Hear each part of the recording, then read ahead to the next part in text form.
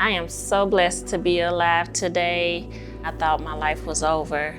I never thought that I would see 2021. The very first time Tavares became abusive, I was 9 months pregnant with our first child together. He was leaving to go hang out with friends. I followed him to the door just to simply go lock the door. When he opened up the door, they had the headlights on, so I couldn't see. I wasn't even trying to look, but he turned around and smacked me so hard, I hit the floor. And he walked out the door. He had dropped me off at the laundromat, and I was struggling because it was a big, full hamper. It was another man that saw me struggling with this big old belly, and he asked if he could help me. I hurried up and said no, because I knew that Tavares was gonna get mad. And as soon as I got in the car, he was like, "You just too cute for your own good," and started punching me in my face and was like, "Nobody's gonna want you after today, that's a promise." He would beat me and pull off my clothes and say he was gonna call his homeboys over so they can do the same thing to me again, making me relive my past. And I knew then, I was like, this ain't love. This man hates me and I don't understand why. He, out of the blue, said he was gonna leave. He knew I was miserable. He haven't saw me smile in years, and I was so happy, but I didn't show it. Do what you gotta do. And he was like, "So you want another man to raise my kids? That's what you're trying to do. You're trying to get me out so somebody else can come in." And he began to fight. He left, I called the police. He got pulled over, he went to jail. He said, "If you don't go to court, I promise I'm gonna leave you alone." And he stayed away for like a year, almost a year. So I hadn't seen him in a while. It was Christmas. Little did I know he was following me. That night, the kids were sleeping. I took them upstairs one by one into my apartment. And when I got ready to go back out the door, he came out of my kitchen. And my heart dropped because I know that look. And from that point on, it was 3 days of pure hell. He said, "You're not coming out of this alive. You will die today." And so he began to beat me up, stomp me, kick me, punch me, drag me upstairs, sliced my face, cut my hair. At one point, he gave me the gun and he told me to put it in my mouth and pull the trigger. This is how I knew it would end, because it wasn't hurting anymore. Next thing I know, I heard paramedics, and they had told me that Miracle, my 3-year-old daughter, was the one who saved my life. I was shocked. Miss Miracle went next door to the neighbor and said, "My daddy is killing my mama," and he called the police. When women come to us, to the Weaver Domestic Violence Center, they're escaping circumstances of extreme fear, extreme violence, and almost a total lack of control over their own circumstances. The detectives told me about the Y, and going to the Y ended up being the very best thing that happened to me. Even the room that we were in, because of the amount of children I had, it was very plush, and it made it comfortable, and it was right next to a kids' play area, so the kids were able to play, and they was relaxed, and it helped me find a way to help them adjust a little bit sooner. I think they arrive with a sense of relief and ease. We're trying to make sure that these individuals are provided with every opportunity to rearrange the circumstances that they come from and leave in a better, more empowered circumstance than they came in with.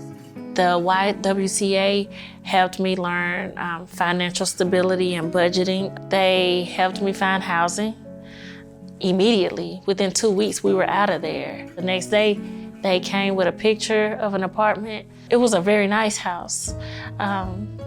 They took me to fill out the paperwork and get the keys. They kept me completely protected and private. There was a lot of news coverage going on.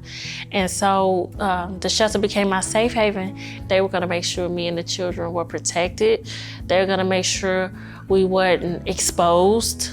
And they were gonna make sure that we felt okay and got everything that we needed. I also received therapy services through them, and I still reach out to my therapist, especially around Christmas time. During COVID, over the course of the pandemic, one of the things that we recognized was that the cases and the violence experienced by the individuals that came into shelter had increased exponentially.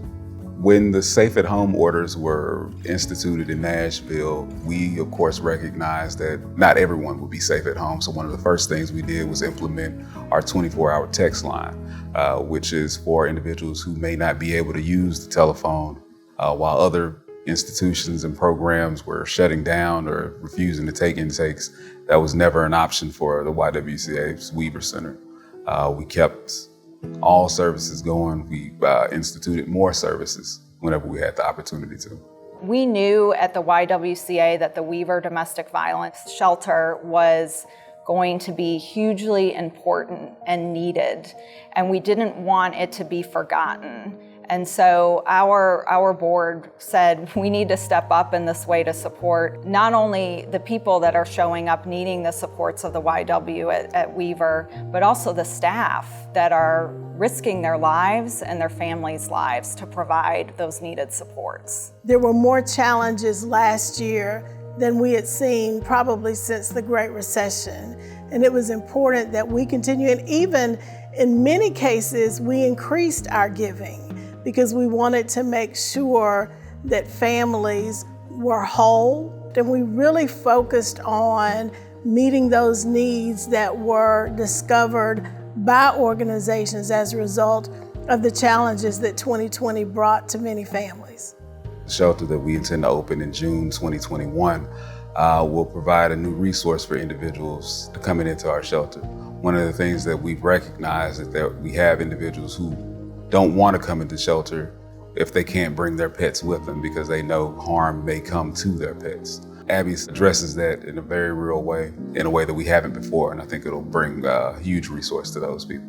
Been working on the shelter for a number of years, and Amazon recognized the work that was being put in and came and pulled us across the finish line and helped make it a reality. Amazon's goal is really to be a good neighbor, a good corporate partner, and a good corporate citizen in the communities where we operate. The alarming statistic that 50% of women stay in abusive relationships because of nowhere for their pet to go is just a horrible statistic, and one that we were glad to be a part of eliminating in Nashville. It really fit a need in the Nashville community. It fit a need that had been a dream of the community for several years, and so us being able to close that funding gap and be a part of that and really solve an issue for these women who were having to stay with their abusers because they did not have a place for their pet was a really important project for us to be a part of. I think from the standpoint of the Frist Foundation, the staff of the Y are heroes.